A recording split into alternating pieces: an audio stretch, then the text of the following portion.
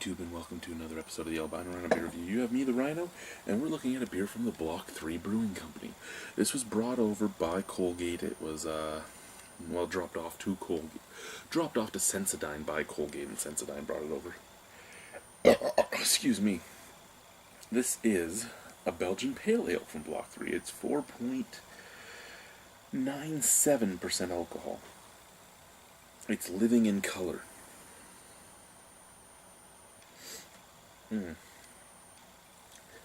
Sorry, it just looked like there was a bit of splooge on the bottom, so I like to mix my splooge in. Yeah, there comes the splooge. Ooh, that was full on. Oh my god, that's semen rolling around in my bottle.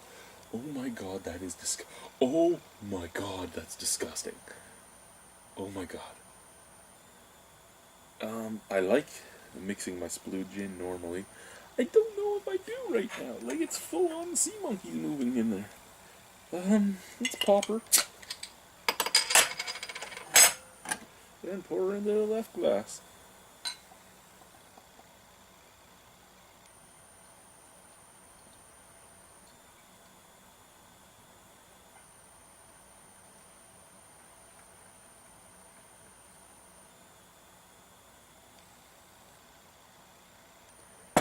Okay. Hazy, unfiltered, golden color, nice white head. It's a very pretty beer. Basically, you can be like macro gold, and I'll still love you as long as you're unfiltered. When you're crystal clear and macro gold, I'm not really as big a fan of you. You might be a great beer, but the visual appeal aspect of the beer is taken away when you give me that crystal clear beer. Let's put my movies up here to put this up a little higher. These are old burnt copies of different things. So visual appeal on this is great. I mean, it's thick, it's creamy looking, it's kind of funny.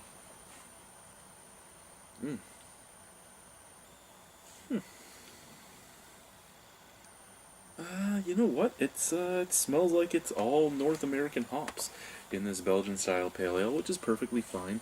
But if they are using Belgian candy sugars and the Belgian yeast and stuff like that, the hops have overpowered it. What I'm getting is a little bit of pininess and a little bit of citrus. And that's about it. Well, let's try it. Cheers.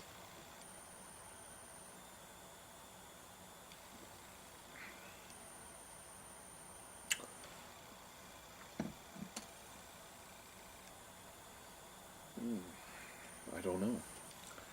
I don't know what I think of that. That's weird. It's not good. I shouldn't say it's not good came out of my mouth, but what I meant to say was it's not bad, but it's strange. It's very strange. Belgian style pale ales are actually becoming more and more popular all over North America.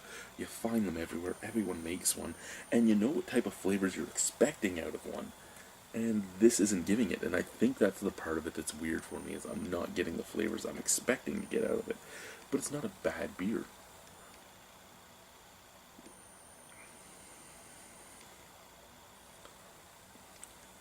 Yeah, it's very piney, and I think that's its major drawback is it's very piney, and that's not a hop flavor you'd expect to get in a Belgian pale ale.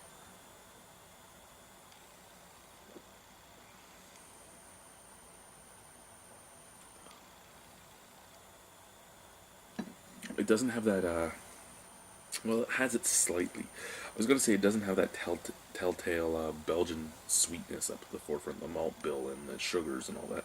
But it does have a little bit of that sweetness. It does kind of make that weird cinnamon-like texture on your tongue. So it does have a little bit of the sweetness up there, the residual sweetness, but it's very, very minimal. Then you get a lot of pine, and then the pine taste kind of fades to, you get a pine emanation left on your tongue, but the taste is gone, and the back of your throat it just goes to soda water. So it's a slight Slight sweetness, pininess, soda water. But while that soda water's rolling from here back, from here up, it's still emanating with a little bit of piney resininess. Oh, now I got the hiccups. Wow. Let's drink some beer to get rid of that.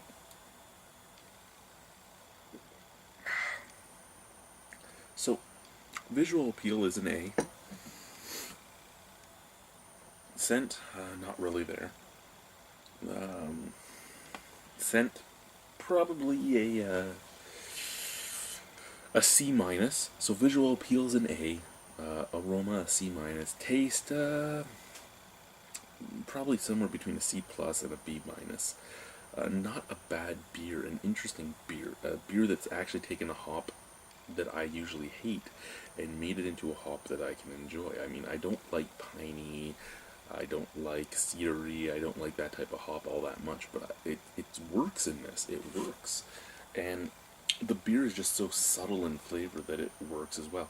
Again, that's probably partially because they're in St. Jacobs, not a huge craft beer market yet, still up and coming. I mean, yeah, they have F&M near them. They have here's what you have in this area, okay? If you're looking at like 15 to 20 minutes away. You have Block 3, which makes some really interesting beer styles and really interesting beers. You have F&M in Guelph.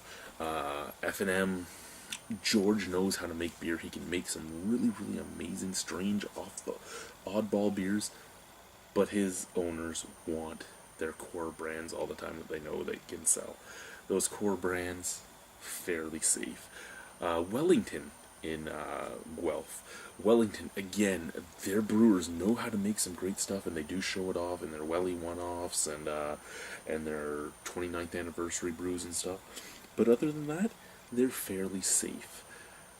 Then you have Royal City. I've not had anything from them yet. And Innocente in Waterloo. Innocente, completely off the wall, hop forward beers, very hop forward beers. Innocente actually should have been in Toronto. If he was in Toronto, he would be selling out all the time. He would be up there with Bellwoods. A lot of his beers are on par with some Bellwoods beers, but because he's not in Toronto, he will never be Bellwoods to the people in Toronto. And what else you have there? The Brick.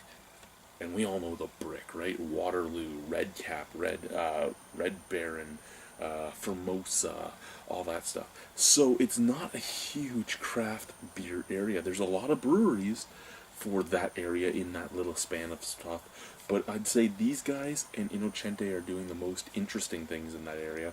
And they're still trying to be safe because St. Jacobs is a very little town, and St. Jacobs is very much about community. So St. Jacobs, the people of St. Jacobs, will buy all this beer. So you need a beer that the people of St. Jacobs will like and can move on. So you need stepping stone beers, and every little while you move up a little more in the intensity and the flavors. So I get that about this. This is a good beer. It's just not really what I'd expect when I picked up a Belgian Pale Ale. Is that a bad thing? No. Is it a good beer? Yes. Is it under 5%? Could be sessioned? Yes. Is the flavor subtle enough that it could be sessioned? Yes. Can I say anything bad about the beer? Not really. So out of 10 on the beer, I don't know.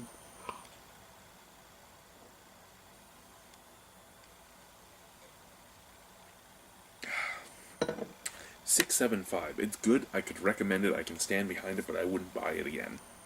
I've tried it once. Too many beers out there to try and too many beers out there to like that I couldn't buy this again. I couldn't put money into this again, but it is a good beer. Thank you very much, Colgate. Thank you guys for watching. Goodbye.